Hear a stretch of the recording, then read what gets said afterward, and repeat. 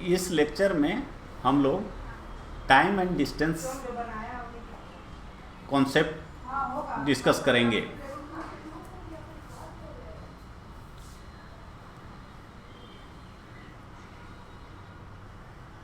जब भी हम लोग टाइम और डिस्टेंस की बात करते हैं, स्पीड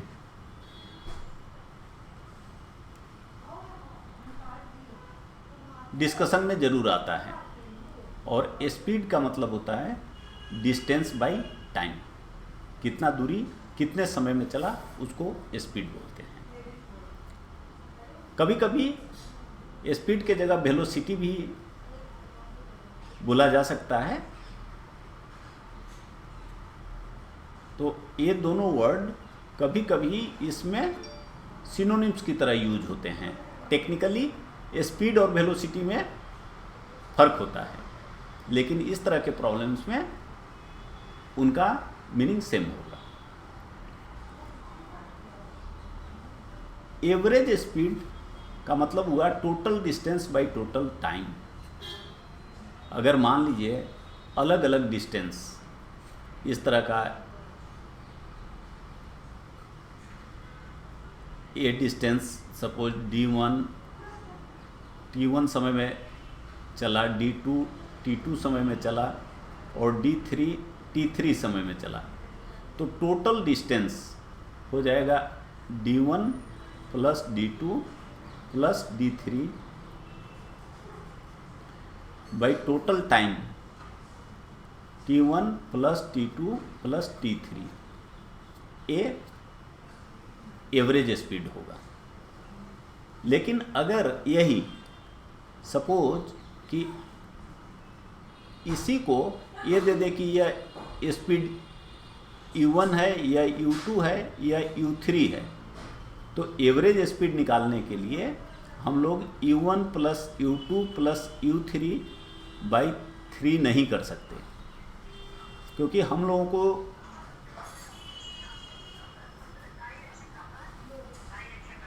इस तरह से निकालना पड़ेगा। जब भी हम लोग टाइम डिस्टेंस की बात करेंगे तो उसका हमेशा यूनिट होता है। जो स्पीड होता है उसका यूनिट, जैसे किलोमीटर पर आवर, यह है kmph, किलोमीटर पर आवर, और यह है मीटर पर सेकेंड। तो दोनों तरह का यूनिट यूज होता है। कभी कभी प्रॉब्लम में, एक ही प्रॉब्लम में दोनों यूनिट दिया जा सकता है। तो वैसे केसेस में हमें सभी को एक यूनिट में बदलकर तब प्रॉब्लम को बनाना चाहिए, और उसके लिए जो किलोमीटर पर आवर होगा उसमें 5/18 से मल्टीप्लाई करने से मीटर पर सेकेंड आ जाएगा। और अगर मीटर पर सेकेंड को किलोमीटर पर आवर में बदलना है तो 18/5 से मल्टीप्लाई करना पड़ेगा। तो देखिए, किलोमीटर पर आवर से जब हम मीटर पर सेकेंड में बदलते हैं तो किलोमीटर से मीटर छोटा होता है। तो ये इस तरह से याद रख सकते हैं कि यह 5/18, 5 ऊपर होगा, 18 नीचे होगा। और अगर मीटर से हमको किलोमीटर पर आवर में बदलना है मीटर पर सेकेंड से, तो ये 18/5 से मल्टीप्लाई करना होगा। रिलेटिव स्पीड, जब भी हम दो स्पीड की बात करते हैं, अगर मान लीजिए एक गाड़ी इधर से आ रही है और एक इधर से, और इनको यह डिस्टेंस d ट्रेवल करना है, तो इनकी मुलाकात कहीं बीच में होगी। जब ये दोनों मिलकर इस डिस्टेंस को तय कर लेंगे, और तो यह रिलेटिव स्पीड है, कितना तेजी से ये एक दूसरे के पास पहुंचेंगे, आएंगे, इसको कहते हैं रिलेटिव स्पीड। तो जब अपोजिट मूव कर रहे हैं तो तेजी से एक दूसरे के पास आएंगे, इधर से ये आ रहा है, इधर से ये आ रहा है, तो इसलिए रिलेटिव स्पीड में ये दोनों का स्पीड ऐड हो जाएगा, जुड़ जाएगा। तो relative speed u plus v हो जाएगा अगर अपोजिट डायरेक्शन से आ रहे हैं। और एक ही डायरेक्शन में मान लीजिए चल रहा है, कोई एक ट्रेन इस डायरेक्शन में चल रही है, सपोज ये पैसेंजर ट्रेन है और कोई एक्सप्रेस गाड़ी इधर से आ रही है भी, तो इसको मिलने के लिए ये दोनों के बीच का जो दूरी है वो फिक्स नहीं है, चेंज हो रहा है। तो लेकिन दोनों 1 घंटा में उनके बीच की दूरी कम होते जाएगी, जैसे जैसे टाइम बीतेगा उनके बीच की दूरी कम होते जाएगी। एक समय ऐसा आएगा कि जो एक्सप्रेस जो अधिक स्पीड से चल रहा है वो पैसेंजर वाली ट्रेन से आगे हो जाएगा। तो उस केस में रिलेटिव स्पीड जो होता है u माइनस v होता है। मतलब यह अगर u है और पैसेंजर का स्पीड v है जो कम है, स्लो है, तो ये दोनों का जो डिफरेंस है वो है अगर मूविंग इन सेम डायरेक्शन।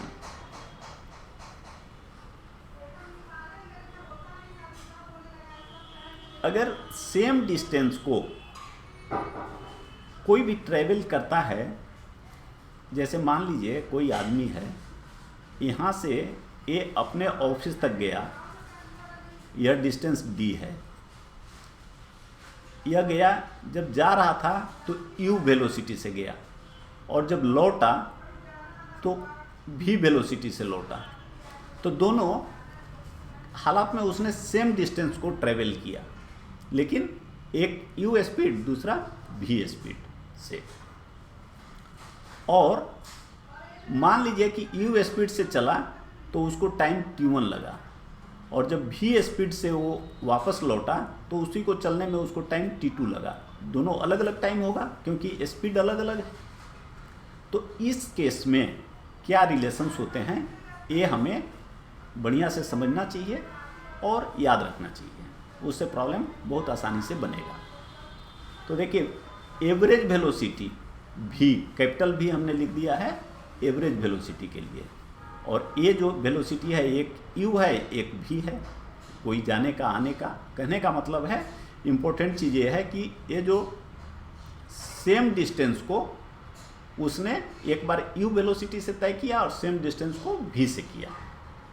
हो सकता है कि वो एक बार पहला मान लीजिए कहते हैं कि पहला 500 किलोमीटर उसने 50 किलोमीटर पर आवर के हिसाब से चला, दूसरा 500 किलोमीटर उसने 60 किलोमीटर पर आवर के हिसाब से चला। ऐसे भी हो सकता है, कोई जरूरी नहीं है कि जाने और आने में। लेकिन बहुत समय प्रॉब्लम ऐसे पूछे जाते हैं कि जाने और आने का, तो उसमें ये नहीं कह रहा है कि सेम डिस्टेंस, लेकिन ये आप समझ रहे हैं कि उस सेम डिस्टेंस को गया उसी डिस्टेंस को लौटा। तो इस केस में एवरेज वेलोसिटी होता है 2uv by u plus v। u पहला वेलोसिटी है, v दूसरा वेलोसिटी है, u प्लस v सम हो गया, तो 2uv by u plus v। तो आपको यहाँ जैसे मैंने बताया था कि एवरेज स्पीड और के लिए टोटल डिस्टेंस और टोटल टाइम निकालने का इस तरह से हमें करना पड़ेगा, तो वो उतना आपको करने की ज़रूरत नहीं पड़ेगी। आप डायरेक्टली दोनों वेलोसिटी पता है, स्पीड पता है, तो आप इससे एवरेज वेलोसिटी या एवरेज स्पीड, इसको स्पीड भी बोलेंगे, निकाल सकते हैं। दूसरा रिलेशन होता है d by T2 minus T1 is equal to uv by u minus v, d by T2 plus T1 uv by u plus v। कहने का मतलब इसको आप इस तरह से भी कर सकते हैं कि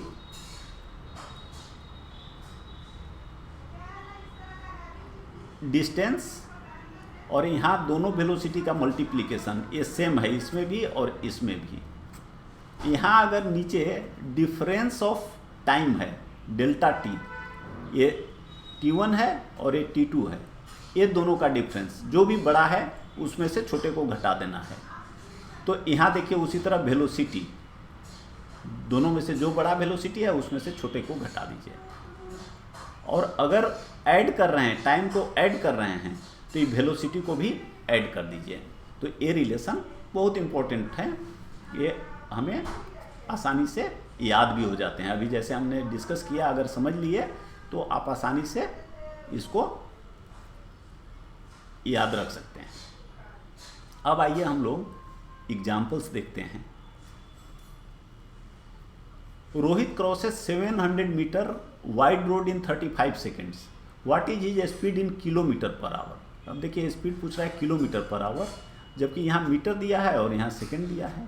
तो जब आप ये डिवाइड करेंगे तो आपका आएगा मीटर पर सेकंड में, और अब इसको आपको बदलना है किलोमीटर पर आवर में। तो हमने देखा था कि मीटर से किलोमीटर बड़ा है, तो बड़ा नंबर 18 और 5 रहता है, ऊपर होता है, तो 18/5 से मल्टीप्लाई करना होगा। तो इसलिए 700/35 इंटू 18/5 सोल्व कर दीजिए, 72 आ गया। A goes to his office at a speed 30 kilometer per hour and returns back at 60 kilometer per hour. हमारा जो दूसरा प्रॉब्लम है उसमें कहता है कि कोई आदमी ए है जो अपना ऑफिस जाता है, तो जाते समय वो 30 किलोमीटर पर आवर से आता है और जब वापस आता है तो 60 किलोमीटर पर आवर से। What remain average velocity for his entire journey, जाने और आने में उसका एवरेज वेलोसिटी। तो हम लोग पहले देख चुके हैं रिलेशन 2uv/u+v, u 30 है और v 60 है, तो 2 × 30 × 60/60 + 30, इसको सोल्व कर दीजिए, आंसर आ गया 40 किलोमीटर पर आवर। आइए थर्ड प्रॉब्लम को देखते हैं। A taxi going at 90 kilometre per hour takes 35 minutes to travel a certain distance. कोई भी डिस्टेंस को चलने में 90 किलोमीटर पर आवर से 35 मिनट्स उसको लगता है। By how much should increase its speed to travel the same distance in 21 minutes. अब वो चाहता है 35 मिनट्स में नहीं जाके 21 मिनट्स में जाना। अब वो कह रहा है कि उसको कितना उसको वेलोसिटी बढ़ाना चाहिए। अब हम लोग जानते हैं कि देखिए क्या होता है, d/Δt is equal to uv into delta v। d/Δt मतलब कि डिस्टेंस, तो डिस्टेंस वो कितना तय कर रहा है, देखिए 90 किलोमीटर और 35 मिनट्स। तो यहाँ आवर है तो हमें इसको आवर में बदलना होगा, तो ये हो जाएगा, इस फॉर्मूला में रखेंगे तो 90 into 35/60 into 1/Δt। Delta T कितना, पहले 35 मिनट्स में वो चलता था, अब उसको 21 मिनट में चलना चाह रहा है, तो ये दोनों का डिफरेंस कितना हो गया 14, 35 - 21। अब मान लीजिए कि अभी उसका वेलोसिटी दिया हुआ है 90, अब उसको वेलोसिटी बढ़ाना है, मान लीजिए कि वो x बढ़ा दिया तो 90 + x हो गया, तो v के जगह पे 90 + x हो गया, और दोनों का डिफरेंस वेलोसिटी का x है।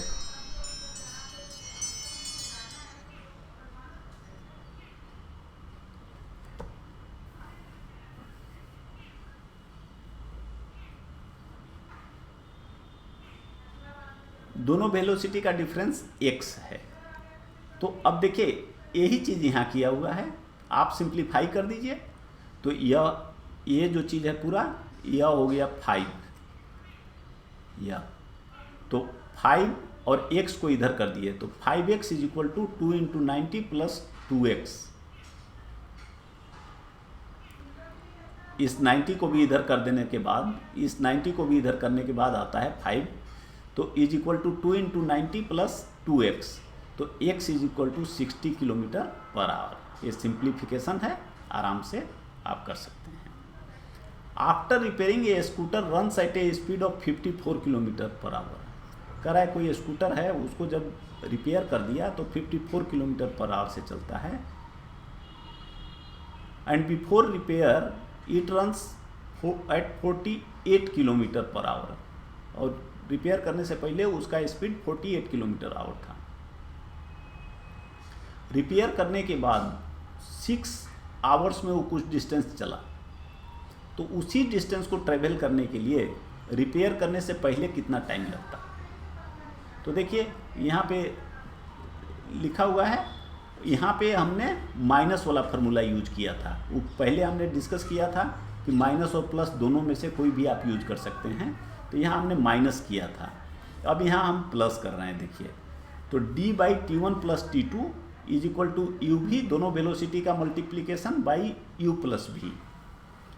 अब 54 kilometre per our into 6 hours, 6 घंटा चलता है बाई, अब 6 T1 6 आवर है प्लस टाइम, जो दूसरा टाइम है वो T1 रख दिया, जो रिपेयर से पहले उसको उतना ही दूरी चलने में T1 टाइम लगता है। अब U 54 है और V 48 है, डिवाइडेड बाई, तो 54 और 48 को ऐड कर दीजिए तो 102 हो गया। इसको सोल्व कर दीजिए तो 6 plus T1 is equal to 102 by 8, 51 by 4 हो गया। तो T1 निकालना है, 51 minus 4 by 6 minus 6 by 1 is equal to 6 and 3 by 4 hours. या इसी को आप चाहें तो माइनस करके भी निकाल सकते हैं। जैसे देखिए, d by delta t is equal to u v by delta v. अब यहाँ d तो 54 इंटू 6 बाई डेल्टा टी मतलब T1 और T2 का डिफरेंस, और यू भी जो है वह है 54 इंटू 48 बाई 6। यू और भी का जो डिफरेंस है वो 6 है। तो अब देखिए, ये 54 कैंसिल हो गया, ये 6 8 हो गया, तो डेल्टा टी कितना हो गया, डेल्टा टी हो गया 6 by 8 hours, means 3 by 4 hours. तो जो उसको रिपेयर करने से पहले टाइम लगता था और रिपेयर करने के बाद टाइम लग रहा है, वो दोनों के बीच का डिफरेंस कितना हुआ, 3 बाई 4 आवर्स। तो पहले कितना लगता था, पहले 6 रिपेयर होने के बाद उसको 6 आवर्स लग रहा है, और पहले कितना लगेगा 6 आवर्स प्लस दोनों के टाइम का डिफरेंस। तो इसलिए 6 एंड 3 बाई 4 आवर्स हो जाएगा, जो ये आपका आंसर है। तो इस तरह से हम लोग दोनों में से कोई भी रिलेशन का यूज कर सकते हैं।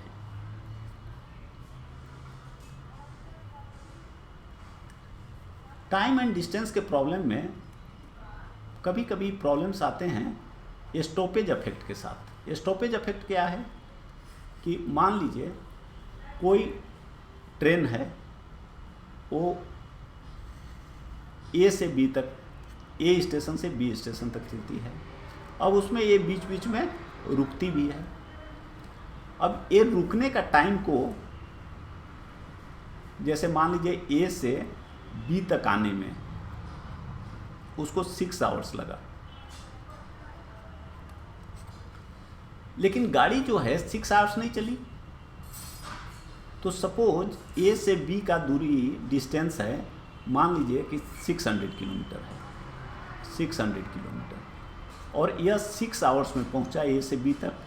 तो अगर स्पीड निकालेंगे हम तो कितना हो जाएगा, 600 by 6 means 100 kilometre per our. यह कब हुआ, जब उसमें हमने ये नहीं माना कि ये कहीं कहीं रुक भी रही है, हमने माना ये गाड़ी लगातार चल रही है, तो 100 किलोमीटर पर आवर। लेकिन फैक्ट ये है कि एक स्टेशन पे गाड़ी रुकी, बीच में और कहीं रुकी, अगर उसको हम निकाल दें इस टाइम में से, तो ये टाइम हमारा 6 आवर्स, उसके चलने का टाइम 6 आवर्स नहीं होके उससे कम हो जाएगा।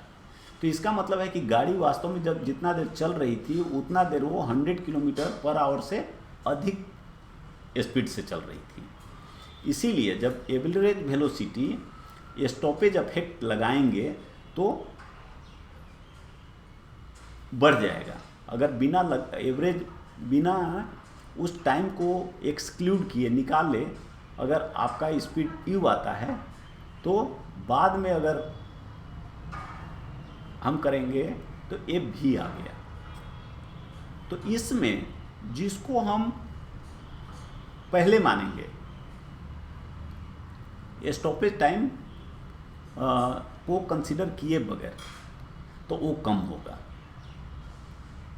जैसे मान लीजिए कि स्टॉपेज टाइम को हमने नहीं कंसिडर किया तो V आया, और स्टॉपेज टाइम को कंसिडर किया तो U आया, तो U हमारा अधिक होगा और V कम होगा।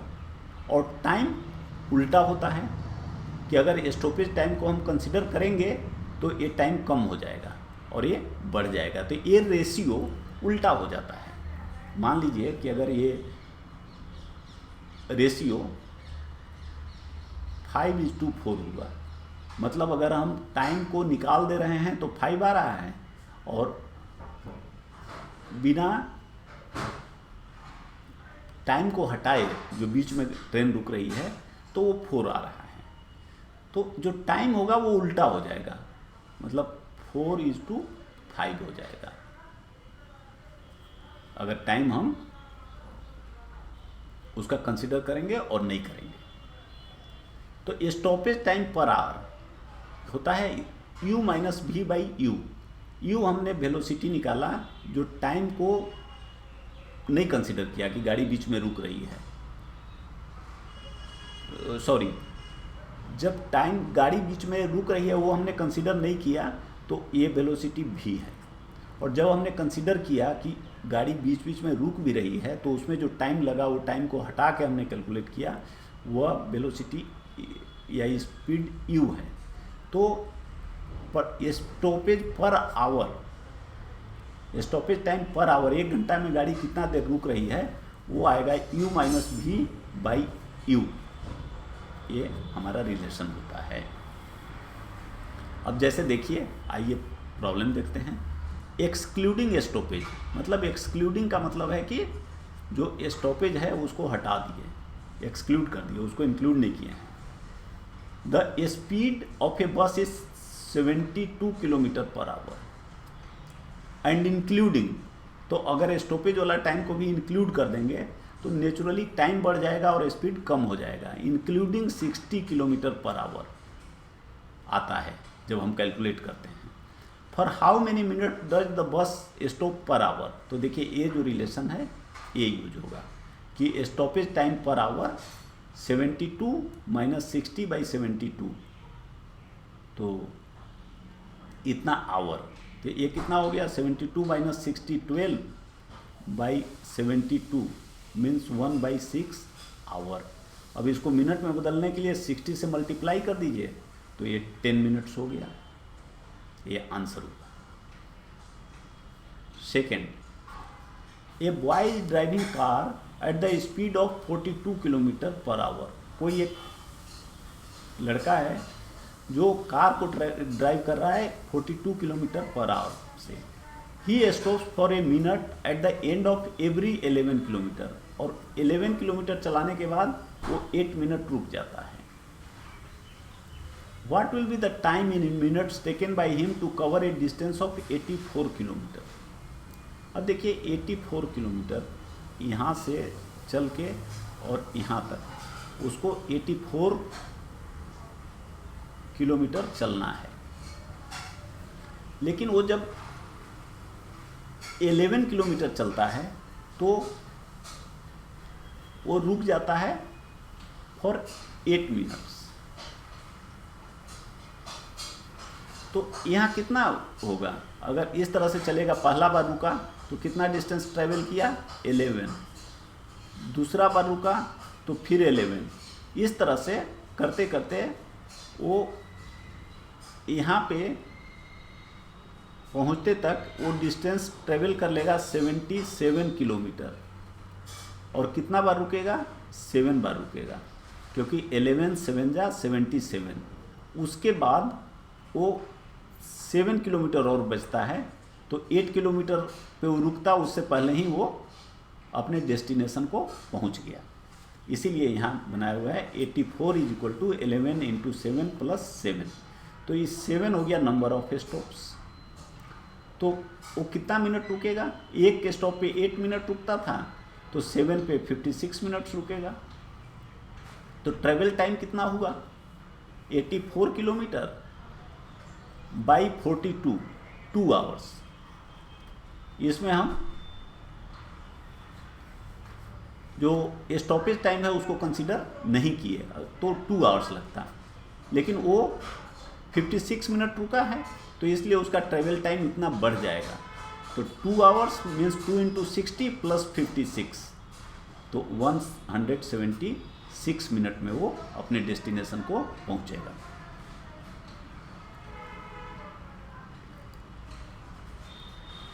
देखिए इस तरह के प्रॉब्लम्स भी बहुत आते हैं एग्जाम्स में, कि मान लीजिए कोई ट्रेन है,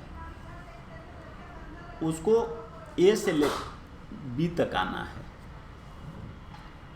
और जब ए से बी तक आता है तो मान लीजिए वो वेलोसिटी यू से आता है और उसको टाइम टी लगता है। अब सपोज वो ट्रेन 2 आवर्स लेट हो गई, 2 आवर्स लेट हो गई यहाँ से खुलने में, लेकिन यहाँ पर उसको उसी टाइम में पहुँचना है जिस टाइम में वो अभी तक पहुँचती थी। अगर यहाँ शाम में 6 PM खुलकर और मान लीजिए मॉर्निंग यहाँ 5 AM पहुँचती थी, अभी भी यहाँ पे अब 8 PM में खुलेगी, 8 बजे शाम में खुलेगी, लेकिन यहाँ इसको उतना ही देर में पहुँचना है। तो इसका मतलब उसको वेलोसिटी बढ़ाना, स्पीड बढ़ाना पड़ेगा, तो यू के बजाय भी से चलेगा और टाइम इसको T1 लगेगा। T1 जो होगा इस T से 2 घंटा कम टाइम में उसको पहुंचना पड़ेगा, तो नेचुरली यह भी जो है यू से अधिक होगा। तो ऐसे केसेस में हम लोग जैसे पहले देखे हैं कि क्या होता है, d/Δt is equal to UV/V minus u. अब ये कह रहा है कि कोई एरोप्लेन है, उसको 1200 किलोमीटर जाना है, लेकिन वो लेट हो गया। कितना लेट हो गया? 1 आवर।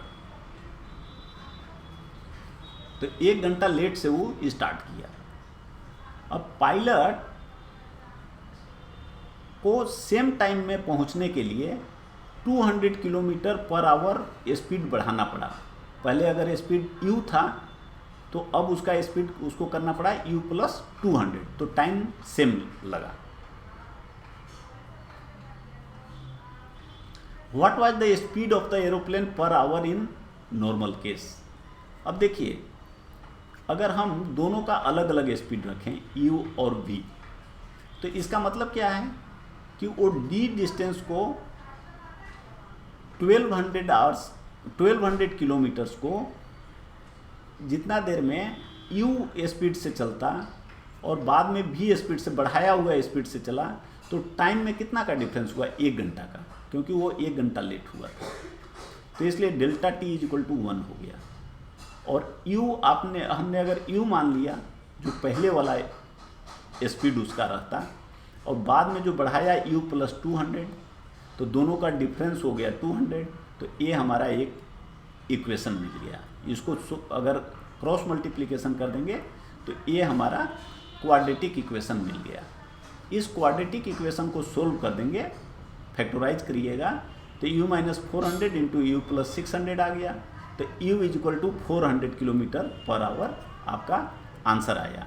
क्योंकि ये जो दूसरा वाला है, इससे u इज इक्वल टू आएगा माइनस 600 किलोमीटर पर आवर, जो कि नहीं हो सकता। कोई भी ये जो स्पीड है जिससे पायलट जाएगा वो माइनस में नहीं हो सकता, इसलिए हमारा ये इतना है, तो ये निकल जाएगा। तो कॉन्सेप्ट वाइज इसमें भी कोई प्रॉब्लम नहीं है, लेकिन जब आप एग्ज़ाम में प्रॉब्लम करते हैं तो क्या होगा, इसको बनाने में, क्वाड्रेटिक इक्वेशन सोल्व करने में, जो लोग क्वाड्रेटिक इक्वेशन में कंफर्टेबल होते हैं उनको तो उसमें भी दिक्कत नहीं होगी, लेकिन बहुत सारे लोग ऐसे होते हैं जिनको थोड़ा क्वाड्रेटिक इक्वेशन वगैरह सोल्व करने में टाइम लग जाता है। तो उसके लिए दूसरा शॉर्टकट तरीका है जो आसानी से बनेगा। देखिए इसमें ऐसे लिखते हैं, टाइम कितना कम टाइम में उसको ट्रेवल करना है, 1 घंटा में यहाँ दिया हुआ है, तो वो कितना स्पीड बढ़ाया, 200 किलोमीटर। अब हम इसको बढ़ाते जाएंगे, 1 से 2, 2 से 3 ऐसे करते जाएंगे, तो 2 हुआ तो कितना उसको बढ़ाना पड़ा, इसको भी करते जाइए। तो 200 का 400 हो गया। फिर 3 करिए, 3 टाइम्स, ये अगर मान लीजिए 5 है तो ये 10, 15 ऐसे, 1, 2, 3, तो यहाँ 200 की जगह 600 आ गया। अब ये जो डिस्टेंस है वो जितना है उसका मल्टीप्लिकेशन अगर करने से ऐसा है कि देखिए 2 और 600 का मल्टीप्लिकेशन करने से आया 1200, 2 × 600 1200, जो हमारे डिस्टेंस के बराबर है या, और 3 × 400 भी 1200 जो उसके बराबर है। तो इसका मतलब है कि ये जो पेयर है यही पेयर हमारे आंसर को देता है। इस पेयर का मतलब क्या है कि उसको 1200 किलोमीटर ट्रेवल करने के लिए जब 3 आवर्स का उसके पास टाइम था तो 400 किलोमीटर पर आवर के हिसाब से वो चल रहा था, और जब 1 घंटा लेट हो गया तो उसने 200 किलोमीटर पर आवर स्पीड बढ़ा दिया, 400 के बजाय 600 कर दिया, तो वो पहुंचा कितने देर में? 2 आवर्स में। तो दोनों के बीच का डिफरेंस हो गया 1 hour. Hence normal time is 3 hours and normal speed is 400 kilometre per hour, जो यहाँ भी आपने निकाला है। तो इस तरह से भी इसमें कोई क्वाड्रेटिक इक्वेशन वगैरह सोल्व करने की ज़रूरत नहीं पड़ती, सिस्टम को ठीक से समझकर लिखकर बना सकते हैं, टाइम भी कम लगता है।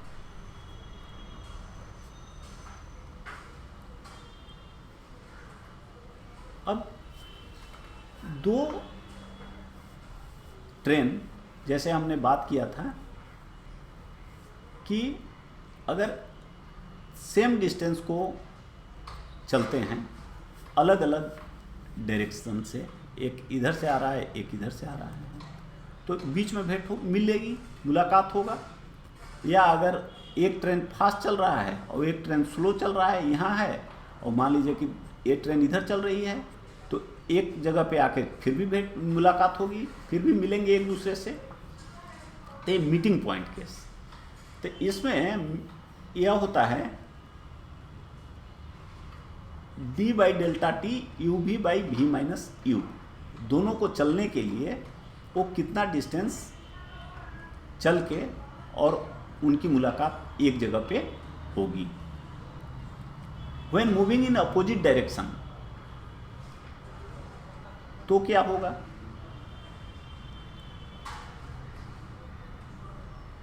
यहाँ पे देखिए A है मान लीजिए, और यहाँ पे B है, और दोनों यहाँ पे मिल रहे हैं, या M है, मीटिंग पॉइंट है।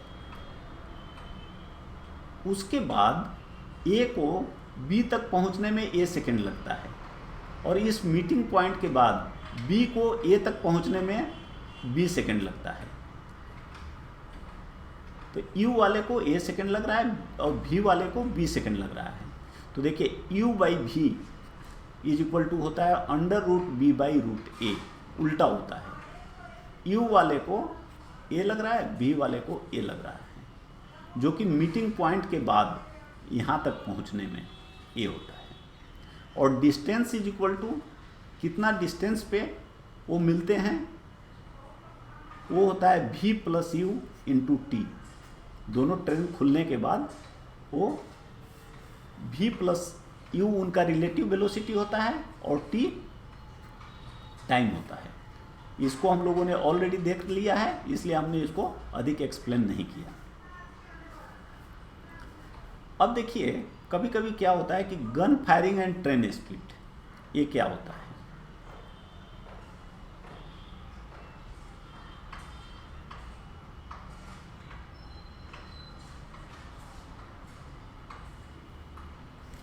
कभी कभी ऐसा होता है कि मान लीजिए एक ट्रेन चल रहा है, एक ट्रेन है,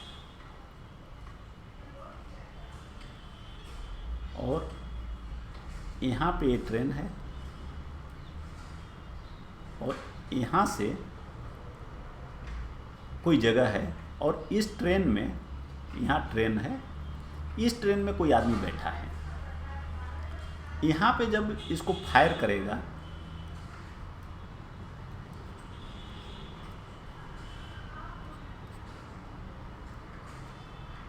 यहाँ पे मान लीजिए कि कोई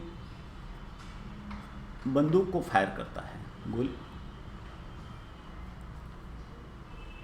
तो गन फायर जब यहाँ पे करेगा तो यहाँ पे इसको सुनाई देगा,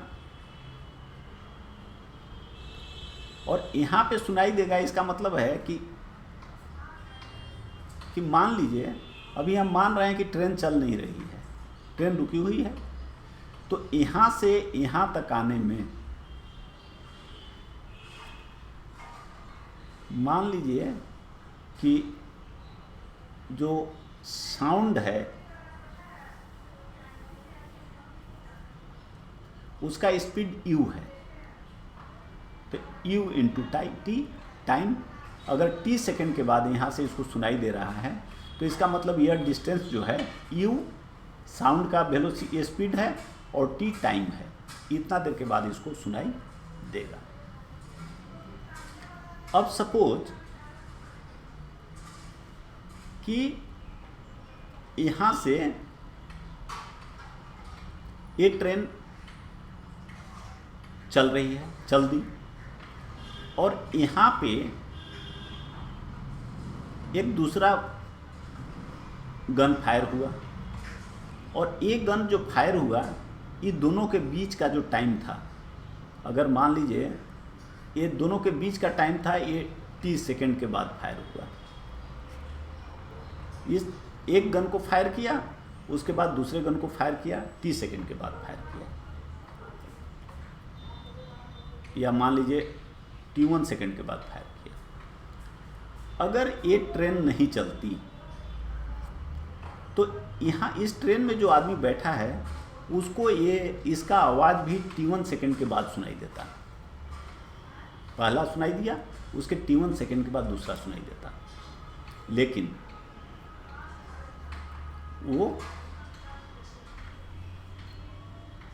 अगर ट्रेन चल रही है, मान लीजिए ये ट्रेन चल दी, ये ट्रेन चल दी, और ये यहाँ पे जब ट्रेन पहुँची तब तक इधर से उसका भी आवाज़ आ गया, तो यहाँ पे आके दोनों मिल गए, ट्रेन और इसका साउंड का पहुँच गया। तो साउंड का स्पीड u है, तो मान लीजिए T2 टाइम में u इंटू T2, और यह भी है ट्रेन का स्पीड, मान लीजिए v है, तो v इंटू T2। तो कहने का मतलब कि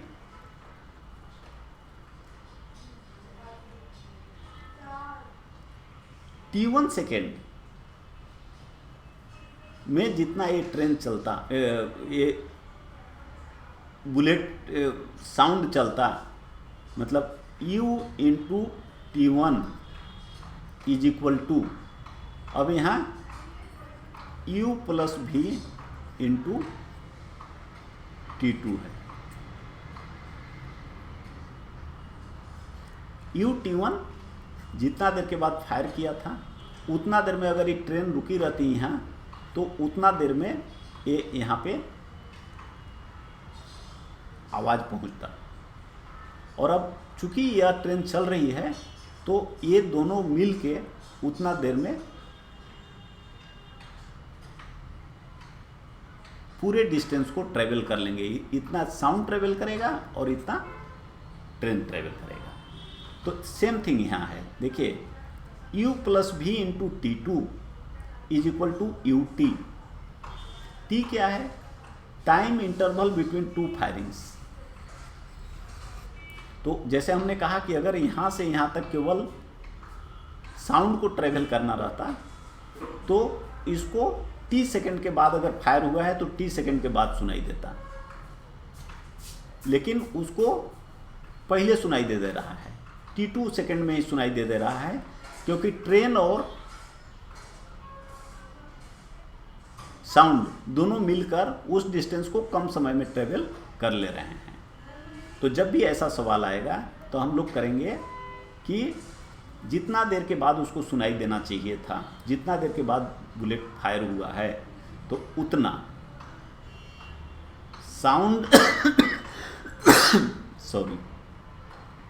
sound velocity into time interval t कहिए या डेल्टा टी कहिए is equal to u plus v into T2, जितने देर के बाद सुनाई दे दिया, वही यहाँ पे लिखा हुआ है। आइए एग्जाम्पल से इसको और क्लियर करते हैं हम लोग।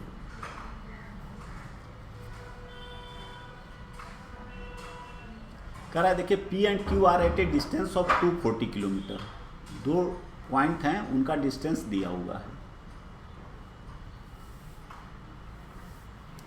From each other at 9 AM, 9 बजे। After 1 hour P starts moving towards Q at a speed of this. कह रहा है P और Q दो ट्रेन्स हैं जो 240 किलोमीटर आवर्स एक दूसरे से दूर हैं 9 बजे मॉर्निंग। और after 1 hour P starts moving towards Q at a speed of this.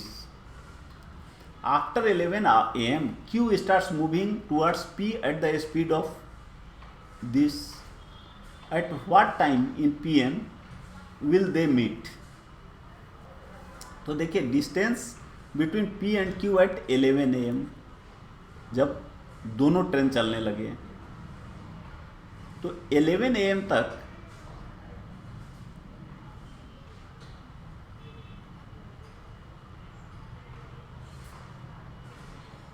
वो कितना डिस्टेंस चल दिया।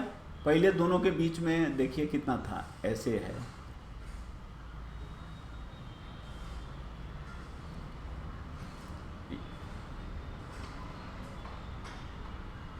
इधर देखिए ऐसा है कि ये दोनों के बीच में यह है P और यह है Q।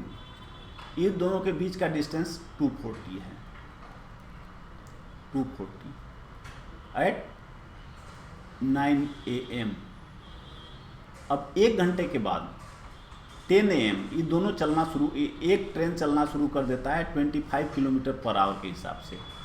तो 11 पे ये डिस्टेंस कम हो जाएगा, ये हो जाएगा 215, क्योंकि 1 घंटा में ये 25 किलोमीटर चल दिया, तो ये डिस्टेंस बच गया।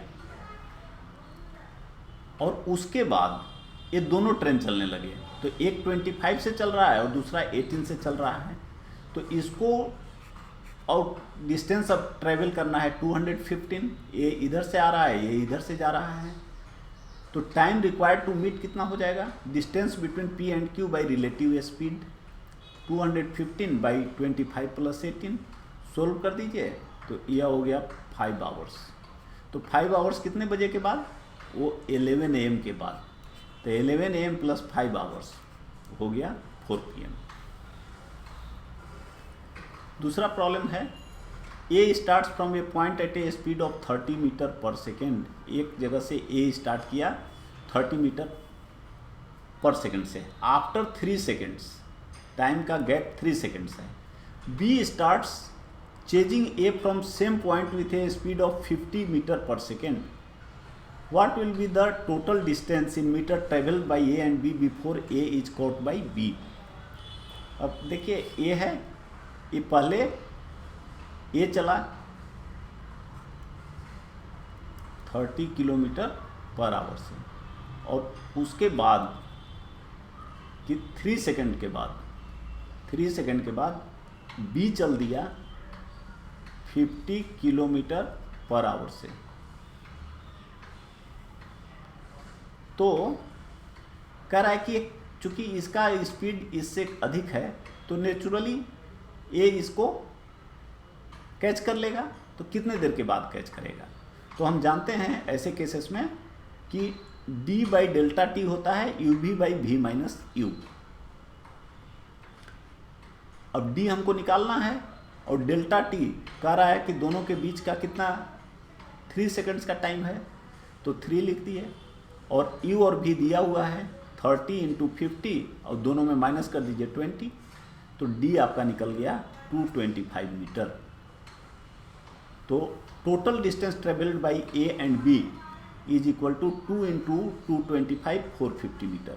मतलब ए भी 225 मीटर चलेगा और बी भी 225 मीटर चलेगा। तो total distance travelled by A and B, इसीलिए प्रॉब्लम में स्पेशली कहा है। तो डिस्टेंस अगर आप देखेंगे तो यहाँ से यहाँ तक 225 मीटर है, लेकिन चूंकि इसको ए भी चल रहा है और बी भी चल रहा है, इसलिए total distance travelled by A and B 2 into 225। Third देखिए, 2 guns were fired from the same place at interval of 13 minutes। 13 minute पे फायर किया। But a person in a train approaching the place hears the sound after 12 minutes 30 seconds। लेकिन जो train है उसमें बैठा हुआ आदमी उसको 12 मिनट 30 सेकेंड्स में पहले ही सुन लेता है, मतलब 30 सेकेंड्स पहले सुन लेता है। Find the speed of train stoppage supposing that sound travels at 330 metre per second. तो देखिए, अगर ट्रेन नहीं चलते रहता तो कितना उसको दूर में सुनाई देता, डिस्टेंस कितना ट्रेवल करता। स्पीड दिया हुआ है साउंड का कि 330 इंटू 13 मिनट, लेकिन ये जो स्पीड है मीटर पर सेकेंड है, तो टाइम को सेकेंड में कर दीजिए। इतना देर में उसको, इतना दूरी में उसको ट्रेवल करने के बाद सुनाई देता। अगर ट्रेन नहीं चलती तो साउंड इतना डिस्टेंस ट्रेवल करता, लेकिन यहाँ चल रहा है तो साउंड और ट्रेन दोनों मिलकर उसको इतना से कम समय में उसी डिस्टेंस को ट्रेवल कर ले रहे हैं। तो वो कितना है, ये स्पीड का ट्रेन का स्पीड मान लीजिए v है और साउंड का 330 है। ये दोनों मिलके कितना देर में ट्रेवल कर लिए, 12 मिनट्स एंड 30 सेकेंड्स। तो 30 seconds means 12 and 1/2 minute means 25/2 minute.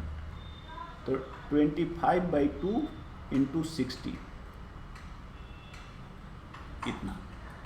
तो ये 2 को कैंसिल कर दीजिए, तो ये हो गया 30। तो 330 into 13 into 60 is equal to v plus 330 into 750।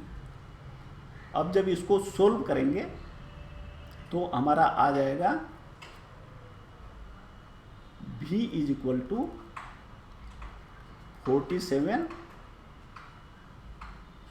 13/25 kilometre per our.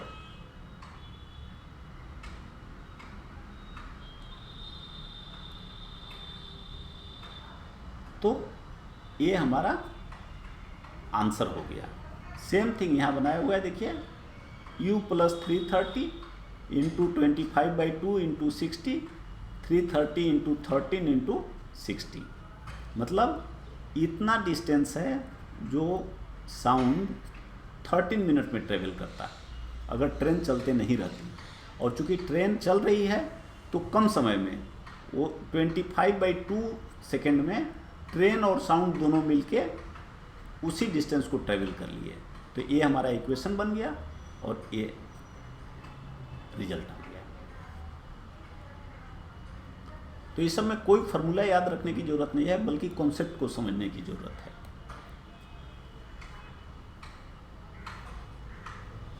जब भी हम लोग कुछ भी करते हैं तो यह समझना बहुत जरूरी है कि हम लोग आखिर यह क्यों कर रहे हैं, वाई। नॉर्मली क्या होता है कि हम लोग हाउ एंड व्हाट तो जानते हैं। जैसे मान लीजिए कि कोई भी हम परीक्षा पास करना चाहते हैं तो हम कैसे करेंगे और क्या करेंगे, ये दोनों जानते हैं। लेकिन हम उसको क्यों करना चाहते हैं, अगर हम वह नहीं जानते हैं या वो नहीं सोचे हैं तो बाद में हमको खुशी नहीं मिलेगी, सफलता नहीं मिलेगी। उसको सफलता नहीं कहते हैं, उसको अचीवमेंट कहते हैं। सफलता, सक्सेस और अचीवमेंट, सफलता और उपलब्धि में फ़र्क होता है। उपलब्धि वो है जिसको आप मेजर कर सकते हैं। आपने फिक्स किया है कि हमको एक गोल को अचीव करना है, इस गोल को पाना है, इस परीक्षा को पास करना है, तो वो आपके लिए अचीवमेंट है।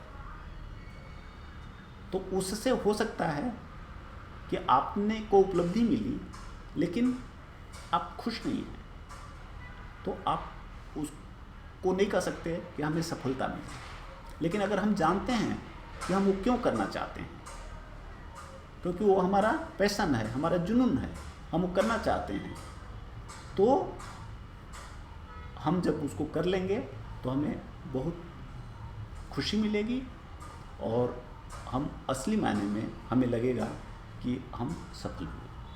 क्योंकि सफलता इमोशनल होता है, फीलिंग्स होती है, और अचीवमेंट टेंजिबल होता है, जो आपका फिक्स्ड गोल आपको दिखता है, आप उसको मेजर कर सकते हैं। इसीलिए आप देखेंगे कि बहुत सारे लोग, चूँकि उनका अपना ये नहीं पता होता कि कोई चीज़ हम अंधी दौड़ में दौड़े जा रहे हैं, हम आखिर कर क्यों रहे हैं, इसलिए बहुत सारे लोगों को, दुनिया को, जो आदमी बहुत सफल लगता है उसका पर्सनल लाइफ में वो अपने आप को बहुत दुखी महसूस करता है या असंतुष्ट महसूस करता है। इसका मतलब यह होगा कि उसने जो भी काम किया, जो भी उसमें अचीवमेंट तो हुआ, लेकिन वो उसके लिए सक्सेस नहीं है। इसलिए हम जो भी काम कर रहे हैं, हमें सबसे पहले समझना है कि आखिर हम ये क्यों करना चाहते हैं, इसके पीछे हमारा मकसद क्या है, क्या वो पर्पस पवित्र है जो हमें अंत में खुशी देगी, अस्थाई खुशी। और एक बार अगर हमने इस तरह से अपना गोल सेट कर लिया, तो जब हम उसको, गोल हमको मिलेगा, जब हम उसको अचीव करेंगे, तो सही मायने में वो हमारे लिए अचीवमेंट और सक्सेस दोनों होगा। Good luck.